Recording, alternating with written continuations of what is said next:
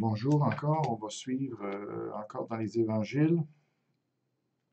On est dans le sermon sur la montagne, donc allez voir les autres capsules si vous ne les avez pas suivies. Là, on est rendu dans Matthieu 5, le verset 5, donc la troisième bénédiction ici, ou le troisième bonheur. Il dit, heureux les débonnaires, car ils hériteront de la terre. Alors, comme on a déjà dit, le terme heureux, c'est plus un état de bénédiction, un état dans lequel on est dans la volonté de Dieu et puis on profite de tout ce que Dieu est, tout ce que Dieu veut nous donner. Donc, c'est pas nécessairement d'être excité ou d'avoir une joie incommensurable, au départ, en tout cas, par principe. C'est un état de bénédiction, c'est ça. Et puis, mais ça n'exclut pas la joie, comme on a déjà vu au verset 12, parce qu'il dit, puis même s'il n'utilise pas les mêmes termes, ça nous donne une définition.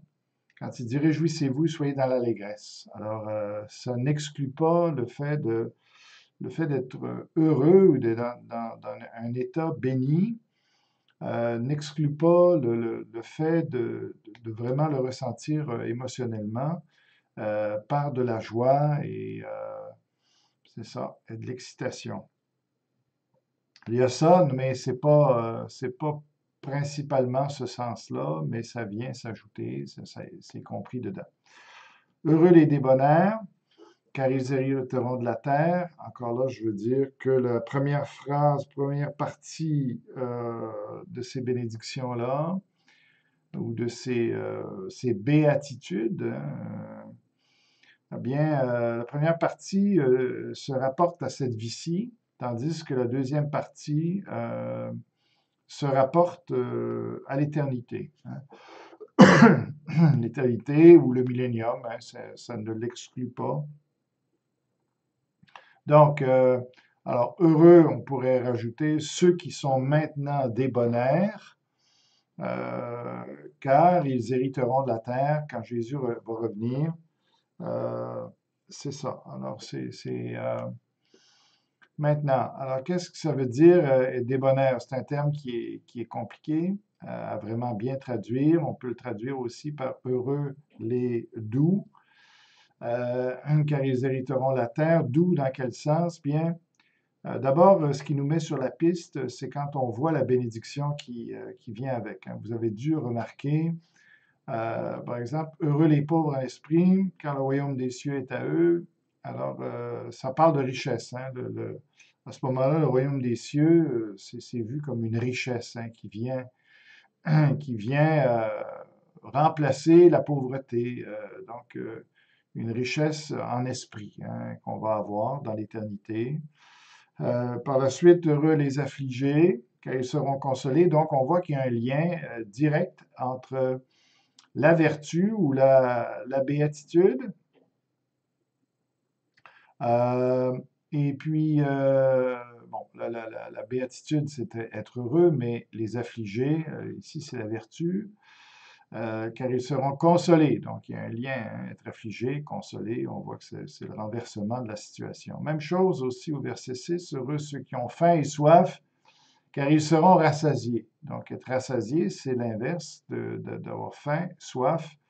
Bon, alors, bon, même chose, heureux les miséricordieux, car ils obtiendront miséricorde. Donc, on voit vraiment qu'il y a un lien. Alors, quand on vient, puis avec le débonnaire, ou les doux, car ils hériteront de la terre, ça aussi, il y a un renversement de situation. OK?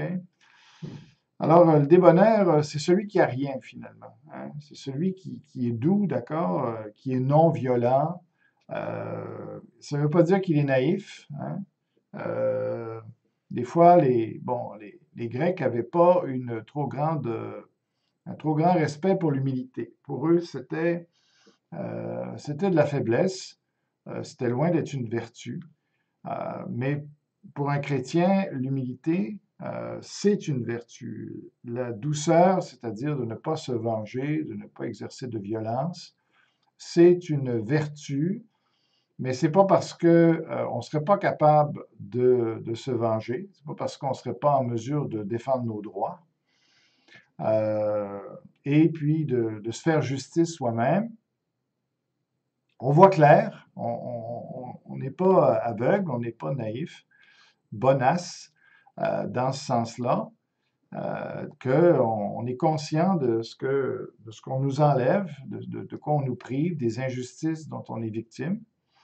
Alors, le débonnaire, c'est pas quelqu'un qui est naïf à ce niveau-là, mais c'est quelqu'un qui, tout en étant conscient du mal qu'on lui fait, eh bien, il ne réplique pas, il ne se venge pas, il ne rend pas le mal pour le bien, ben, il ne rend pas le mal pour le mal, excusez, il rend le bien pour le mal, au contraire. Alors, c'est ça un débonnaire, c'est un doux, dans ce sens-là, c'est ça, c'est un non-violent, et puis, euh, et puis jusqu'au point même de se laisser dépouiller, hein. C'est ça l'idée ici, car ils hériteront de la terre.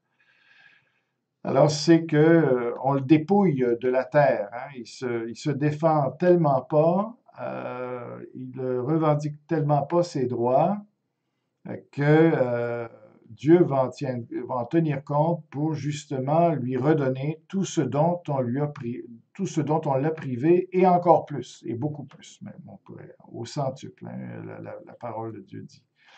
Donc, ici, si on est privé de choses, privé de respect, ça va là-dedans. Si on est privé de, de nos biens ou de nos droits, eh bien, ici, la promesse, c'est vraiment de dire que tout cela sera récupéré dans l'éternité et bien plus. D'accord? Alors, c'est ça l'idée ici de cette vertu-là, de cet état de béatitude-là. Et quand il dit ils hériteront de la terre, ben, Jésus s'appuie sur le psaume 37 par rapport à ça. Le psaume 37, ça dit au verset 9, car les méchants seront retranchés et ceux qui espèrent en l'Éternel posséderont le pays. Verset 11, la même chose, les misérables posséderont ou possèdent le pays. Ici, voilà, verset 29, c'est ça. Les justes posséderont le pays et ils demeureront à jamais. Voilà. Donc, c'est ce dont Jésus avait en tête ici. Alors, quand on parle qu'ils hériteront de la terre, ça ne veut pas dire seulement qu'ils vont rentrer dans le pays d'Israël, hein, ou le pays de Canaan. Pour les Juifs durant le millénium, c'est ça que ça veut dire. Mais ici, c'est plus large que ça s'adresse aussi à l'Église. Donc, quand il dit ils hériteront de la terre, bon, ça veut dire qu'ils vont profiter du millénium, eux aussi, les Juifs dans leur pays, l'Église sur la terre entière, mais en plus, sur la nouvelle terre, eh bien, ils hériteront la nouvelle terre. C'est ce que ça veut dire. Donc, on n'a pas besoin d'être inquiet ici si on nous vole, si on nous prend nos choses, si on ne nous donne pas ce qui nous revient, parce que Dieu n'oublie rien. Dieu nous rendra vraiment cela, et c'est pourquoi on peut rester calme, on peut rester doux, non violent, parce qu'on sait très bien que Dieu est tout à fait conscient de ce qui arrive et il n'oublie rien et il va nous récompenser en conséquence. D'accord? Alors, c'est ça. C'est une vertu qui est extrêmement exigeante ici, hein, qui révèle peut-être plus que d'autres encore le, la transformation que Jésus opère dans nos vies, de devenir doux comme lui, comme un agneau. Ça ne veut pas dire que, par contre, personnellement, si c'est vrai qu'on est mieux de ne pas revendiquer nos droits, comme ça le dit ailleurs dans la parole, ça ne veut pas dire que pour l'Évangile ou pour les, l'Église, ou c'est ça la liberté de l'Église, qu'il faut ne rien dire, que les chrétiens ne devraient pas être en politique, qu'ils ne devraient pas se mêler du tout de la direction de ce monde-ci, pas du tout.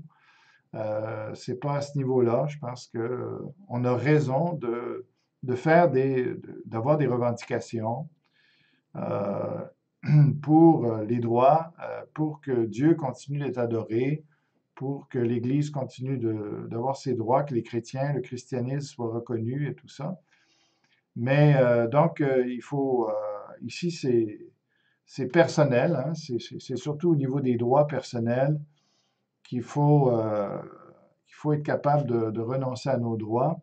Est-ce que ça veut dire, en tout cas, que on ne va jamais en cours? Est-ce que ça veut dire que on ne se défend jamais légalement, en tout cas, physiquement, pour user la violence ou malhonnêtement, certainement pas, mais légalement, bon, on est des citoyens comme les autres et on a des droits, bien sûr, on peut les utiliser, c'est pas mal d'avoir un avocat parce que on le fait dans les règles établies et ça n'implique pas de méchanceté. Donc, il n'y a pas il y a pas de problème. Ici, c'est plus quand ça exigerait de la méchanceté de notre part ou finalement de lutter, de faire des troubles, de diviser, surtout dans l'Église. Alors, il faut s'abstenir de ça. Il faut garder la paix, l'unité entre frères et sœurs particulièrement si on est victime d'injustice ou de méchanceté. Eh bien, le bien de l'ensemble, la gloire de Dieu, l'unité des frères et sœurs, ça vaut plus que les désavantages qu'on subit. Voilà.